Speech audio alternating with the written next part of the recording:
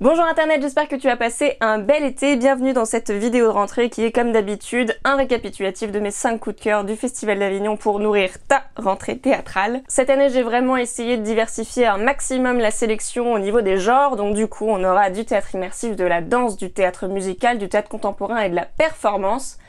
C'est parti, allez!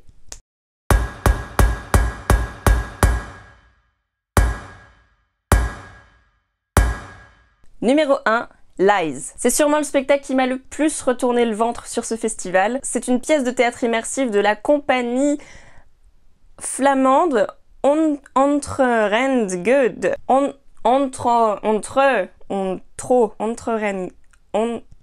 Entrerengude, j'espère que je le prononce bien, sûrement pas, qui a l'habitude de créer des formes de théâtre interactifs, c'est-à-dire des formes dans lesquelles le spectateur a plus ou moins un rôle à jouer. Ici, il n'est pas du tout question d'aller déambuler dans des espaces en suivant des comédiens, comme on pourrait s'y attendre en entendant le mot théâtre immersif, comme le fameux Sleep No More à New York ou Smoke Rings à Paris. Là, le spectateur a un rôle central dans le déroulé, et pour cause, il s'agit d'un jeu où le spectateur est joueur et où le comédien vient encadrer l'espace de jeu. Et alors à quoi on joue? On joue à prendre la place des 1% de la population mondiale la plus riche, c'est-à-dire les traders et les banquiers. Les spectateurs viennent prendre place autour de 12 tables qui sont designées comme pour jouer au blackjack.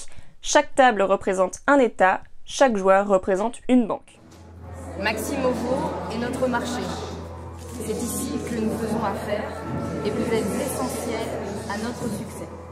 Vous êtes les moteurs et les influenceurs de ce monde. Notre succès dépend de vous. Maintenant, montrez-nous l'argent. S'il vous plaît, mettez vos mains dans vos poches, prenez vos porte-monnaies, vos portefeuilles et mettez sur la table toutes les pièces et les billets que vous avez sur vous. Et à partir de quelques jetons distribués en début de partie qui symbolisent plusieurs millions d'euros, le but du jeu est simplement de miser des sommes au lancer de dés, ce qui correspond à l'acte d'investir des capitaux dans un secteur. Alors je vais pas rentrer dans le détail des règles pour laisser un peu la surprise aux gens qui voudraient jouer, mais en gros, au fil des manches, les règles évoluent, les options offertes aux joueurs évoluent, de telle manière à te faire découvrir les lois du marché financier, comment fonctionne le capitalisme. On passe donc 2 heures à une table à faire des choix d'investissement, à miser sur la chance ou la malchance des autres, à former des alliances entre banques, etc., etc.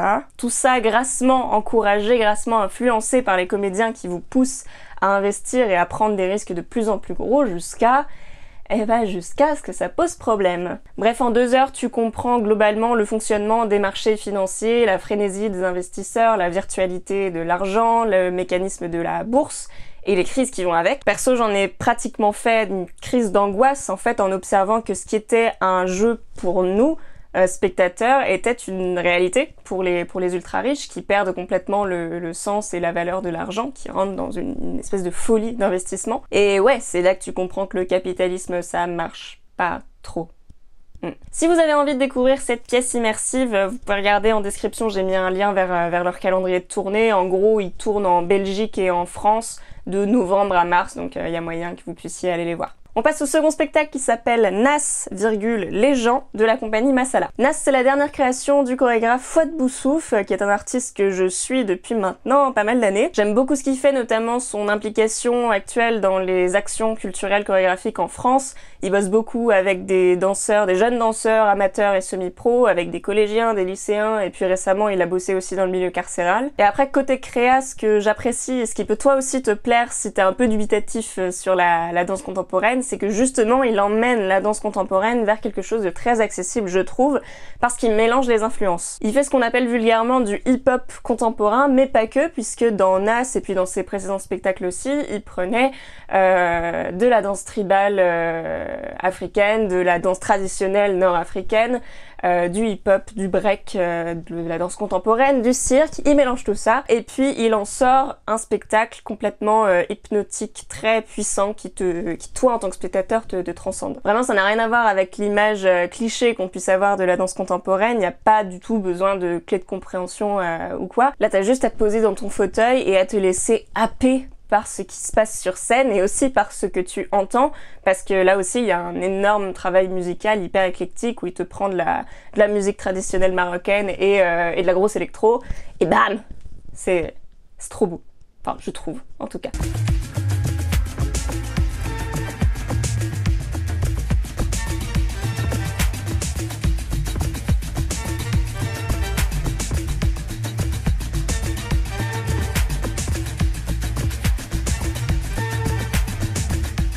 puis c'est une structure qui est montante. Au début, l'introduction c'est quelque chose de très doux, d'assez lent, de très contemplatif, et au fil de l'heure, ça monte en intensité, et bam, ça explose à la fin, c'est ouf. Et c'est aussi une performance physique incroyable pour les 7 danseurs qui n'arrêtent pas une seule seconde pendant le spectacle. Et alors de quoi ça parle, Nas? Pour moi, en tout cas, ça parle de la dualité entre la masse et l'individu. Les gens, pour moi, c'est à la fois la foule et les individualités qui la composent. Je trouve que c'est en fait très clair dans l'écriture chorégraphique, c'est pour moi ce qui en ressort. Il y a beaucoup de regroupements des corps sur scène et puis des éclatements dans l'espace, avec des mouvements très répétés, en groupe, une vraie choralité qui se fissure quand un danseur s'isole pour aller faire son truc dans son coin. Et l'avantage de la danse contemporaine, c'est qu'en fait, ce que je te dis là, et ben en fait, toi, t'y verras peut-être complètement autre chose, et il faut t'en sentir libre, surtout. Alors si toi aussi t'as envie d'aller faire parler un peu le non-verbal et d'entrer en transe dans cette nouvelle proposition de la compagnie Masala, je t'ai mis les dates en description de la grosse tournée en France et à l'étranger de Nas. Voici maintenant le troisième spectacle, L'homme de Schrödinger. Et oui, j'ai bien dit l'homme et non pas le chat de Schrödinger, même s'il y a bien un chat sur scène et que l'expérience scientifique va bien avoir lieu. L'homme de Schrödinger est une pièce de théâtre musicale créée par la même équipe que Comédien, dont j'avais parlé l'année dernière, avec Samuel Senet à la mise en scène, Éric Chanteloz au livret et Raphaël Bancou à la partition, qui ont été tous les trois d'ailleurs grassement récompensés au Trophée de la Comédie Musicale 2019 cette année. Et au plateau, deux magnifiques artistes, Juliette Béard, qui a d'ailleurs été la révélation féminine 2019 des trophées, et Julien Rattel, donc une équipe artistique solide. L'homme de Schrödinger, c'est une conférence sur la physique quantique qui se transforme en la narration de l'histoire d'un personnage qui s'appelle Sacha Aronofsky. Sacha, il a une névrose un petit peu particulière et un peu handicapante pour sa vie, il est incapable de faire des choix. Être obligé de choisir, dans sa vie, ça le rend malade, jusqu'à ce qu'il découvre la théorie de Schrödinger sur l'état à la fois mort et vivant du chat dans la boîte. Alors il va construire sa propre boîte et tester la théorie sur lui. Il va se créer un état où il aura plus de choix à faire, où les deux opportunités d'un même choix pourront se passer en même temps. Bon, au milieu de tout ça, évidemment, il y a plein de choses qui se passent, notamment une histoire d'amour un petit peu absurde, mais je vais m'arrêter là pour l'histoire.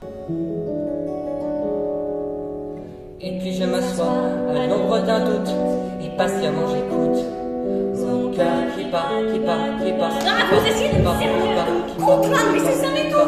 Vous voyez, vous essayez de tout cristalliser, alors que moi je suis... Son esprit vagabonde peut ôter son poids de la lourdeur du monde. Lève le doigt pour sortir de la ronde. Vous êtes belle, Sacha. Belle à en mourir. C'est du théâtre musical assez expérimental avec un style musical étonnant, avec beaucoup d'instruments sur scène, avec de la création en live, avec un système d'enregistrement avec des boucles. Désolée, je peux pas préciser plus que ça, je suis pas du tout musicienne. Il y a aussi de la vidéoprojection et du mapping, donc en fait au niveau de la mise en scène, c'est assez recherché, c'est assez poussé dans l'utilisation des technologies et ça match assez bien avec la thématique scientifique. Il y a pas mal d'humour noir, il y a pas mal d'humour de geek, ou en tout cas des blagues de scientifiques, et je trouve ça fou d'arriver à faire rire les gens avec des blagues sur la physique quantique. Ça demande quand même une certaine finesse et une connaissance du sujet, et ça pour le coup Éric Chanteloz le fait très bien. Vous croyez que vous commencez à comprendre la physique quantique, c'est que vous ne la comprenez pas. C'est une belle expérience qui vient carrément diversifier le paysage du théâtre musical en France. C'était un gros pari assez osé, un sujet compliqué à aborder, donc une grosse folie de monter ça sur scène, mais ils l'ont fait. Et ils ont même mis un chat sur scène, mais c'est pas du tout gratuit. C'est pas du tout gratuit, c'est même un gros pied de nez aux spectateurs. C'est intelligent. Pour l'instant, ils n'ont pas encore annoncé de date de tournée ou quoi, donc je vous tiendrai au courant dans les semaines qui arrivent. Et on continue avec le quatrième spectacle, Un démocrate, de la compagnie Idiomécanique Théâtre, écrit et mise en scène par Julie Timmerman. Un démocrate, c'est une pièce de théâtre contemporaine qui parle du lien entre propagande et démocratie. Et pour en parler, Julie Timmerman a décidé de raconter l'histoire de Édouard Bernays. Alors Édouard Bernays, je pense que t'en as pas forcément entendu parler, sauf si tu bosses dans la pub, la psychosociologie ou le marketing, puisque c'est un des hommes les plus importants en la matière au XXe siècle. C'est l'inventeur d'un outil de manipulation des masses dans les années 20 à New York, donc une technique de manipulation qui s'appelle, attention, la fabrication du consentement. Oui, là tu sens qu'il y a un truc louche, il y a un truc qui est pas bon, il y a un truc flippant. En fait, Édouard Bernays, c'est le double neveu de Freud, et il a utilisé les découvertes de son oncle sur les pulsions humaines pour devenir le premier conseiller en relations publiques. C'est comme ça qu'il appelle ça. Il refuse d'être considéré comme un publicitaire parce que selon lui, le publicitaire vend un produit, alors que lui, il suscite le désir, il suscite le besoin d'acheter chez le consommateur. Oui, la subtilité est flippante, encore une fois, surtout quand on connaît la suite de l'histoire, puisque Édouard Bernays, au début, il vend des savons et des Lucky Strikes, et puis à la fin, il vend un coup d'état au Guatemala. Sa méthode devient un instrument de propagande politique, dont Goebbels va d'ailleurs s'inspirer pour la montée de l'opinion publique du nazisme en Allemagne. À ce moment-là, Édouard, ou Eddy, allez, appelons-le Eddy, il te sort une réplique magistrale qui souligne assez bien le parti pris de mise en scène, je trouve. Quand Freud lui demande « Et toi, tu es un démocrate, peut-être ?»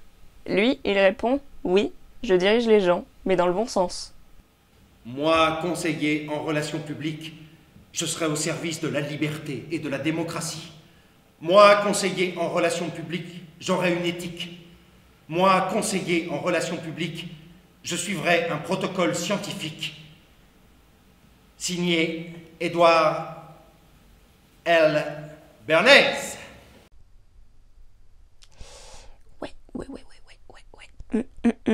La mise en scène, je la trouve brillante parce que elle rompt sans cesse avec le discours de Bernays. Elle appelle vraiment à ce que le spectateur développe son esprit critique. Ils sont 4 comédiens à interpréter tour à tour Bernays et son entourage, donc Édouard n'a pas de visage, il change de peau constamment. Je sais pas si ça veut dire que ce mec avait un tel pouvoir, un tel charisme qui pouvait s'adapter à toutes les situations, ou bien si ça veut dire qu'il y a plein de Bernays cachés aujourd'hui et qu'il faut s'en méfier. Mais en tout cas, ton esprit de spectateur est challengé constamment par un débit d'informations de malade mental, présenté par un tas de scénettes très très différentes. Le vert n'est pas à la mode.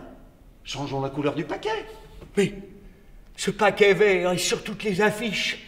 Ça m'a coûté des millions.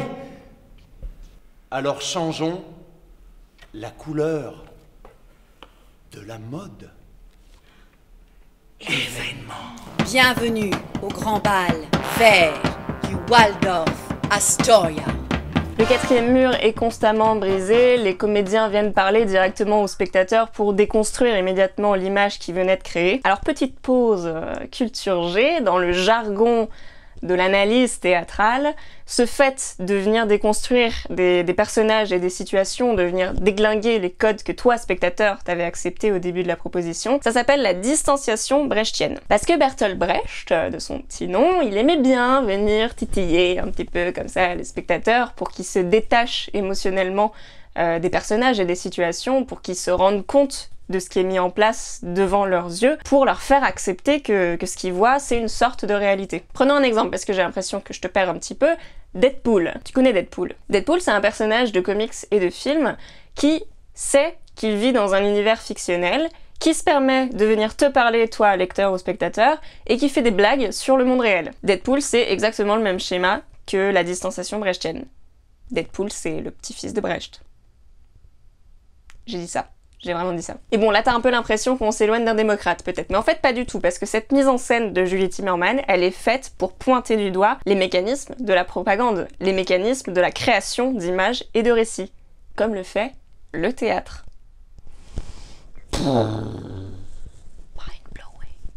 Si tu souhaites te faire mind-blower la tête par la compagnie Les Dieux Mécaniques Théâtre, je te mets en description le calendrier de leur tournée. Et la bonne nouvelle, c'est que la suite est déjà en création, donc rendez-vous en 2020 pour voir ça. Quelle est la différence alors entre dictature et démocratie? La différence, vous plongez une grenouille dans l'eau bouillante, elle saute pour s'échapper de la casserole. Vous la plongez dans l'eau froide, vous réchauffez doucement, elle ne s'en rend pas compte et elle se laisse bouillir.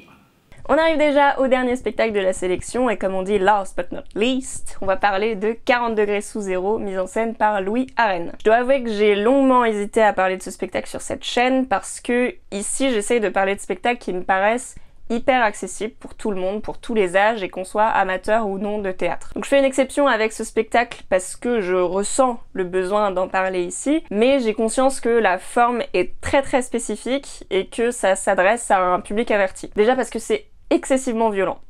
Les mots sont violents, les images sont violentes. Je sais pas s'ils ont imposé une limite d'âge, j'ai pas vu cette information, mais honnêtement je déconseille au moins de 18 ans. Il s'agit d'une mise en scène de 2 textes de l'auteur Copy, l'homosexuel ou la difficulté de s'exprimer et les 4 jumelles. C'est une découverte totale pour moi parce que je connaissais pas du tout l'auteur Copy, qui est un auteur à l'écriture très singulière, très trash, très provocatrice et très immorale. J'avoue que j'ai pas grand chose à dire de plus sur le texte parce que ça m'a pas touchée à cet endroit-là. En revanche, c'est un excellent prétexte pour ce qu'ils en ont fait, c'est-à-dire, pour moi, c'est une performance plastique incroyable.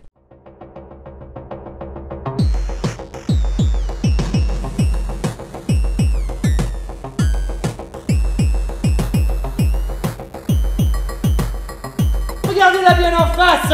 Votre élève de piano la plus douée!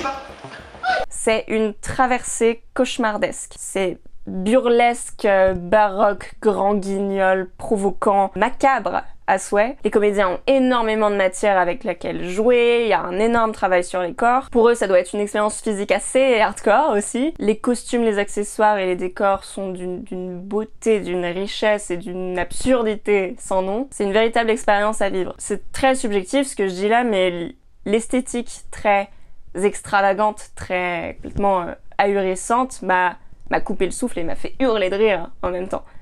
Une petite cantate du boulevard, excellente et maladroite, Je prends quelques sachets d'héroïne. prends-en plusieurs, allons-nous-en! Moi aussi, j'ai été opérée à Casablanca, Madame Simpson. J'ai un sexe d'homme.